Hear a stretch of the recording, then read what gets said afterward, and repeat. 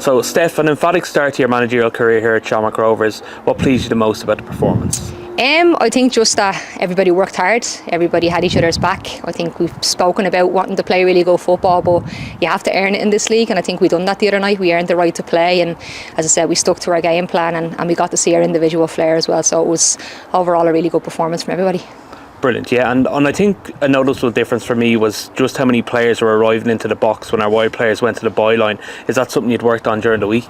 Yeah, definitely. I think it's something over the last while that we said we're not finishing our chances, and I think sometimes maybe they're only half chances, whereas if you have bodies in the box, and even just Ella, I think we've spoke a little bit about her maybe shooting across keeper so that it does fall out to people in the box, and you've got a better chance than if you have people following up. So we worked on that a good bit over the last 2 training sessions previously, so it was nice to see it, as I said, come to fruition within the game. Brilliant, and I think it's hard to single out a single player after a performance like that, but talk to me a bit about Emily Corbett.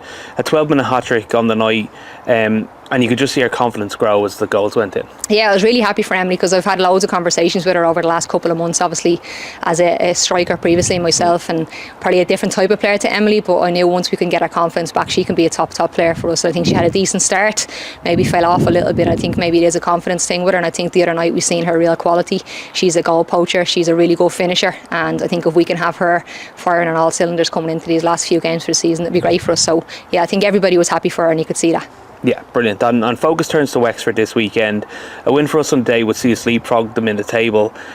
What's preparation been like, and what can we expect from them? Yeah, obviously we had the game on Tuesday night, so it's a quick turnaround, and I spoke to the girls. I think it's really important to enjoy good wins, but it's also important that we refocus now for tomorrow night's game.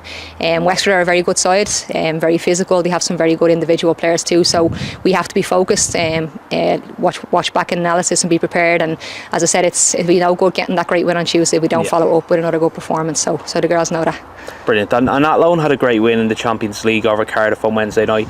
It was amazing to see a sold out stadium. Talk to me a bit about how important it is to get fans in the stands and Tala as the team push into the business end of the season. Yeah, look, I've said it all along. I've obviously spoke to people in the men's side as well. This is a huge club. We've got a great fan base here in Ireland, and I think obviously the women's side is probably a little bit new to that, and maybe perhaps a lot of Rovers fans aren't aware of us as such, but it'd be great to get a few fans out. I spoke previously about the likes of Shells, the men's team fan, get behind the women's team there, so I think we can do it. And look, it was great to see, as you said, the fans in Athlone, and obviously Athlone getting a win in Europe was brilliant too for the league. So yeah, hopefully we can start to get a few more bums on seat at our home games, and as you said, it will help us throughout the rest of the season.